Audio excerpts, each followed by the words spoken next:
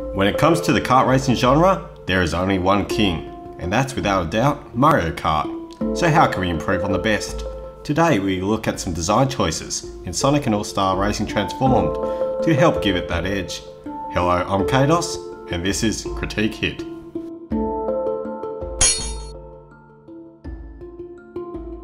Hello everyone, and welcome to the premiere episode of Critique Hit.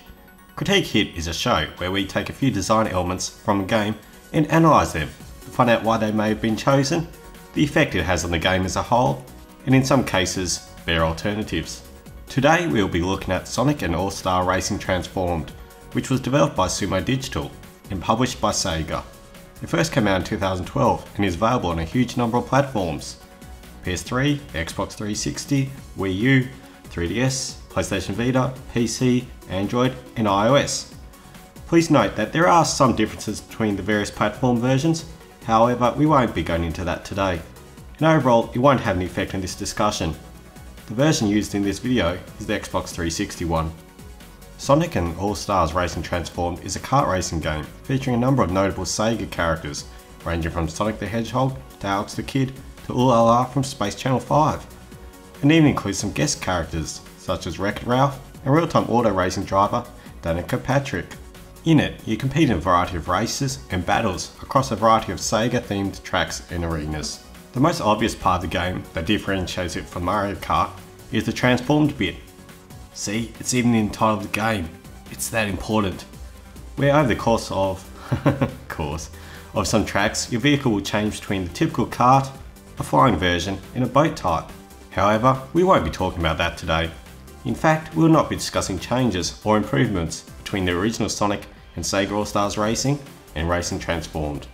If after watching this video you'd like me to create a Critique Hit video analysing design changes between the two titles, please let me know in the comments and I'll definitely consider making a video on it. Instead, we'll focus on some subtle but smart design choices in Sonic and All-Stars Racing Transformed to differentiate itself from the competition, namely Mario Kart. So when it comes to the kart racing genre, there is one behemoth that stands out above the rest, and with good reason, and that's Mario Kart.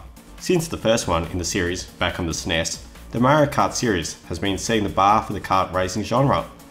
So for this analysis, it is only fair that we compare some changes and differences Sumo Digital implemented in Sonic and All-Stars Racing Transformed to set itself apart, and in some ways potentially improve, from the Mario Kart series.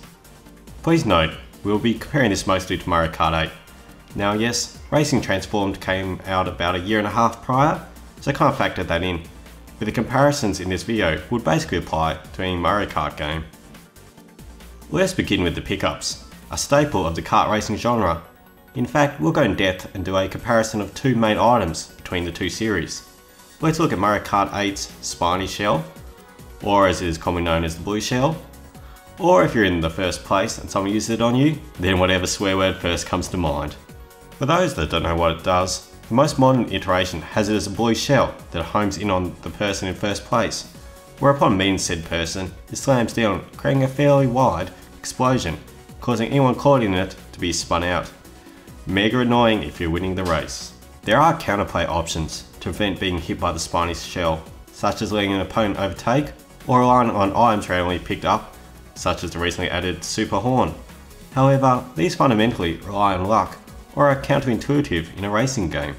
Now, it was introduced in Mario Kart 64, and was used due to the processing limitations of the Nintendo 64, as it helped prevent there being too much rendered on screen at once. However, it was also quite an efficient design choice, as it was a way to help maintain a better gameplay experience. See, all of the actual enjoyment from kart games involves it being a close race, as the players boost, shoot projectiles and drop items to outplay their opponents, with most games being far more enjoyed when you're in amongst the action. However, if you're too far out in front, sure you're winning and that's cool, but you're not being as engaged as the players in the pack, resulting in a less than ideal gameplay experience. Now as hardware limitations became less of an issue, the blue shell remained with minor tweaks. So the overall objective of the blue shell is to stop the person in first place so that everyone else catches up. The team at Sumo Digital took another approach, instead focused more on slowing down those ahead so the others can catch up. Sounds like the same thing, right? Well, it isn't. See, the pickup used in Racing Transformed to meet this objective is known as the Swarm. What this pickup does is sends out a bunch of bees. Not the bees! Ah! They land just in front of the race leader in order to slow them down. The beauty here though is that the race leader has some control and can do one of several things. The most obvious is to run into the actual bees, which will cause the cart to spin out. Alternatively, the player could use an item that they would otherwise use as a means to protect their pole position by destroying the bees in the way. This does not quite fulfill the objective, but it leaves the player more prone to future attacks in the short term. Lastly, the player can instead avoid the bees, which a player of moderate to high skill should be able to do most times. This ultimately still slows the player down as they cannot maintain optimal racing lines and may need to forsake drifting in the consequent boosts, or they may need to pass up on boost pads altogether. So like the blue shell, it effectively slows down the person in first place, usually. A major difference with the Swarm, however, is that it exists for a certain period of time, which means in tracks with a narrow width, that consequent players are also tested to avoid the bees up until a certain duration and then they disappear.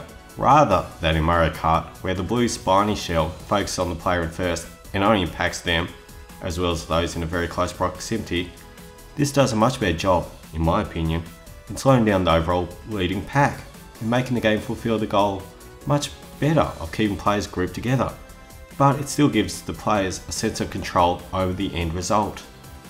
Much like being far out ahead isn't fun, so is being too far behind. Except, well, it's even worse because you're losing.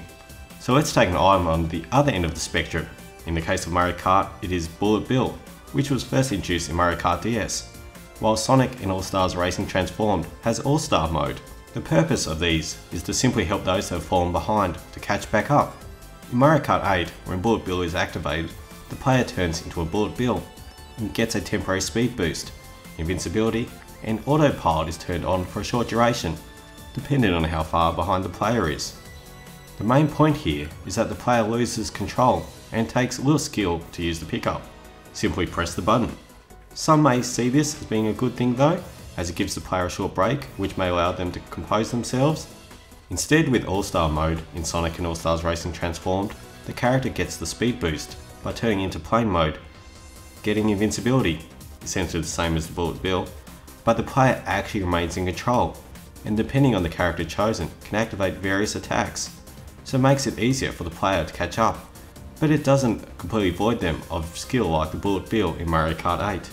Both of these items in Sonic and AllStars Racing Transformed involve some level of skill to be used.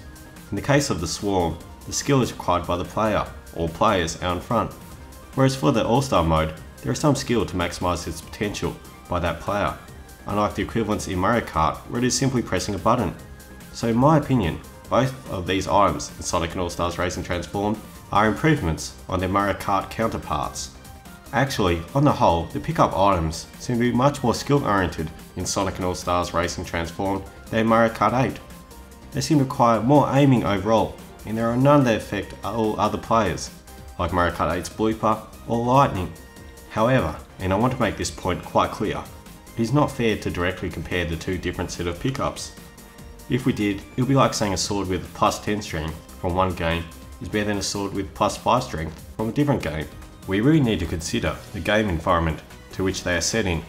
To demonstrate this further, in comparing Mario Kart 8 and Sonic All-Stars Racing Transformed, we are comparing the types of weapons, not necessarily other factors such as the number of pickups during the race, the speed of projectiles, the ability to maneuver your car to avoid being hit, the size of races, or even the width of the track. All of these factors and more would come into play. However, when comparing the two pickup kits, we can see that Sumo Digital at least intended for the pickups to be more skill oriented, with a great focus on aiming, and pickups not affecting all other players. In fact, this objective of implementing more opportunities for skilled players to differentiate themselves appears consistently in Sonic and All-Stars Racing Transformed, such as to get the optimal boost at the start, you need to press the accelerator each time the screen fades to black, whereas in Mario Kart across the franchise, you just press it and hold it at one specific point. When going over some jumps or through some transforming hoops, you can pull off some stunts, up to 3, with more giving a better boost when you land. However, if you land when one isn't fully finished, you don't get any boost. Stunt fail. A sort of risk versus reward scenario. Whereas in Mario Kart, you simply have to remember to press jump when going off any jumps, and you will get the reward. I should mention though, it seems Mario Kart has instead a bigger focus on utilising shortcuts and using the boosts efficiently, hence the large amount of speed boost items, so a different type of skill is required. Also should be mentioned that the anti-gravity sections also have a new type of skill and mentality necessary. Moving away from the pickups, let's look at something a little different, and that's the variety of game modes within the games. So Mario Kart 8, what can you do? Well, you can race in a Grand Prix, race in a single verse race, race the clock and time trial, or instead you can battle... sorry about that one, but the battle mode just sucks. I really have no idea how they dropped the ball on that one. So let's just pretend it's a different Mario Kart and you battle on that instead. With the exception of Mario Kart DS, the Mario Kart series has basically stuck with the same formula of cup mode, single race, time trial and battle without ever really deviating it from that much. There hasn't been that much variety in game modes, nor has there been any form of lengthy single player mode. And it's a real shame, especially compared to the Smash Bros games, which offer so many different ways to play in this regard. Mario Kart just seems so limited. On the other hand, we have Sonic and AllStars Racing Transformed, which offers the aforementioned modes, but also adds more, such as Battle Race or Capture the Chow, which are just slight variations on the already familiar modes, but can add some variety. But the big focus would be on the World Tour mode. The World Tour mode of Sonic and AllStars Racing Transformed is like a single player campaign for the game. This mode consists of several different types of challenges, from straight up races, to booster challenges, to drift challenges, and even to pursuing and fighting a tank. These challenges initially come with 3 options, C, B and A, which range from easiest to hardest, with an S-ranked expert option unlocked later in the game. With having varying degrees of difficulty, it allows the player to first tackle them at a level they are comfortable with. However, later on, in order to progress and unlock new challenges, mods and characters, the player needs to revisit previous challenges on the hard difficulty in order to acquire more stars. In this way, the game is actually teaching the player how to become a better player. The drift challenges teach the player how to drift, knowing when to drift, and in order to get an A or S ranking, to master said drifting. Mario Kart 8 doesn't really offer any sort of feedback for isolating areas in which you can improve. You simply win the race or you don't. It seems Sumo Digital has carried this philosophy throughout their time with the Sonic games, from Sega Superstars Tennis to Sonic and Sega AllStars Racing to Sonic and AllStars Racing Transformed. Their goals have been to create a game that is fun but also skill oriented, with a skill curve where you can actually see your own personal improvements with good feedback, as well as offering substantial teaching tools, and they have been very successful in doing this.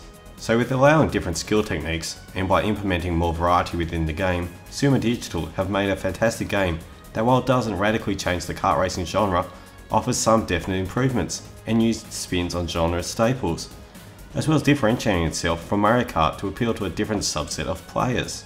Now that's not to say Mario Kart 8 is a bad game or lacks skill, far from it. In fact, I don't think any of the titles in that series would be remotely classified as bad games. In all honesty, if you have friends around for an hour or so, again and again, you're probably better off playing Mario Kart 8. There are more tracks, the gameplay is a little bit tighter, and there is the added familiarity of Mario and company, so you're already familiar with how the game operates. However, Sonic and AllStars Racing Transformed is potentially a better title if you tend to prefer single player experiences, or want to play a game with a bigger focus on challenges and unlocks. Or if you want to battle, then Sonic and AllStars Racing Transformed is the obvious choice over Mario Kart 8. I hope this video has given you a better understanding of how a game can make small changes and a shift focus to create a better, or sometimes just different gameplay experience. With that, we conclude the first episode of Critique Hit. Thank you for watching.